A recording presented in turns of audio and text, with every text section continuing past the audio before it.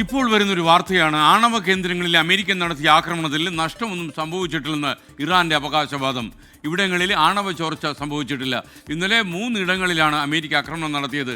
അമേരിക്കയ്ക്ക് ശക്തമായ തിരിച്ചടി നൽകുമെന്നും ഇറാന്റെ പ്രതികരണം വന്നു കഴിഞ്ഞു. ഈ അവസരത്തിൽ പി ജെയിംസ് വീണ്ടും ചേരുകയാണ്. Good morning P James again. P യഥാർത്ഥത്തിലെ 3 അണുവായുധ കേന്ദ്രങ്ങൾ തകർത്തു, ആണവ നിലയങ്ങൾ അപ്പാടെ തുടച്ചു മാറ്റി എന്നാണ് ഡൊണാൾഡ് ട്രംപ് രാജ്യത്തോട് ചെയ്ത പ്രസംഗത്തിൽ രാവിലെ 7:30 മണിക്ക് പറഞ്ഞത്. എന്നാൽ തങ്ങൾക്കൊന്നും സംഭവിച്ചിട്ടില്ല, തങ്ങൾ ഇതൊക്കെ നേരത്തെ അറിഞ്ഞു, നമ്മളിതൊക്കെ മാറ്റി എന്നാണല്ലോ അവകാശവാദം. ഇറാൻ ഇപ്പോൾ അങ്ങനെ പറയേ രക്ഷയുള്ളൂ. എന്നാലും ഇറാന്റെ 3 ആണവ കേന്ദ്രങ്ങൾക്ക് മേൽ അതിശക്തമായിട്ടുള്ള GBU-57 എന്ന ബങ്കർ ബസ്റ്റർ ബോംബുകൾ പ്രയോഗിച്ചു എന്നുള്ളത് യാഥാർത്ഥ്യമാണ്. അതിൻ്റെ വിഷ്വൽസ് പുറത്തു വരുന്നുണ്ട്. അത് B-2 സ്റ്റെൽത്ത് ബോംബറുകളിൽ പ്രേത വിമാനങ്ങൾ എന്നാണ് അറിയപ്പെടുന്നത്. റഡാറിനെ വെട്ടിച്ച് കാണാൻ പറ്റാത്ത രീതിയിൽ വരുന്നതുകൊണ്ടാണ് അവന് പ്രേത വിമാനങ്ങൾ എന്ന് പറയുന്നത്. ആ 6 വിമാനങ്ങളാണ് ഇറാൻ അതിർത്തി കടന്നു വന്ന് 3 ആണവ കേന്ദ്രങ്ങളെ കൃത്യമായി ലക്ഷ്യം വെച്ച് ബോംബുകൾ ഉതിർത്തത്.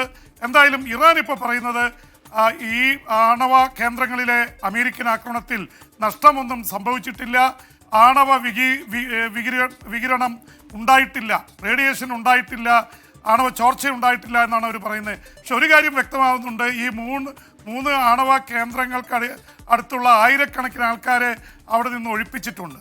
അപ്പോൾ ഇറാനെ സംബന്ധിച്ചിടത്തോളം ഇപ്പോൾ ഇറാന് ഒന്നും സംഭവിച്ചിട്ടില്ല എന്ന് പറയേണ്ടത് അവിടെ വരുന്ന 8,80,00,000 വരുന്ന ഇറാൻ ജനതയ്ക്ക് നൽകുന്ന ആത്മവിശ്വാസം നൽകാനുള്ള നീക്കത്തിൻ്റെ ഭാഗമായിട്ടേ കാണുക പറ്റുള്ളൂ.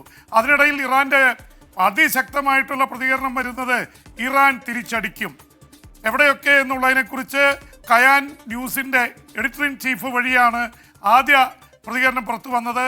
ആയത്തുള്ള ഖമനി ഒളിവിലിരുന്ന് തൻ്റെ റെപ്രസെൻറ്റേറ്റീവായിട്ട് ഈ എഡിറ്റർ ഇൻ ചീഫിനെ ചുമതലപ്പെടുത്തിയിരിക്കുന്നു എന്ന് പറഞ്ഞുകൊണ്ടാണ് വന്നത്.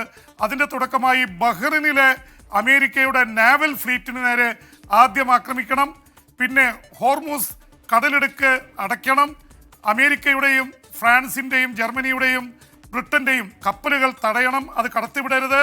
ആ തരത്തിലുള്ള പ്രതികരണങ്ങളാണ് വന്നിരിക്കുന്നത്. ഒപ്പം തന്നെ മറ്റു കേന്ദ്രങ്ങൾ, അത് ഇറാഖിലെയും മറ്റ് ഗൾഫ് രാജ്യങ്ങളെയും അമേരിക്കയുടെ സേനാ താവളങ്ങൾക്ക് മേൽ ആക്രമണം നടത്തണം, അമേരിക്കയുമായി ബന്ധപ്പെട്ടുള്ള എന്ത് കണ്ടാലും ആക്രമിച്ചോളൂ എന്നുള്ള ഒരു പ്രതികരണമാണ് ഇറാൻ്റെ ഭാഗത്തു നിന്നുണ്ടായിട്ടുള്ളത്.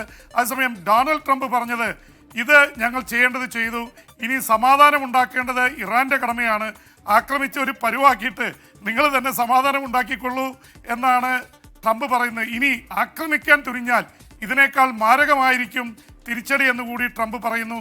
അപ്പോൾ ആ തരത്തിൽ ഉള്ള പ്രതികരണങ്ങളാണ് വന്നുകൊണ്ടിരിക്കുന്നത്. ഓക്കെ, പി ജെയിംസ് അവിടെ തന്നെ നിൽക്കണം, നമ്മൾ മറ്റു ചില കാര്യങ്ങൾ കൂടി ചോദിച്ചറിയാനുണ്ട്.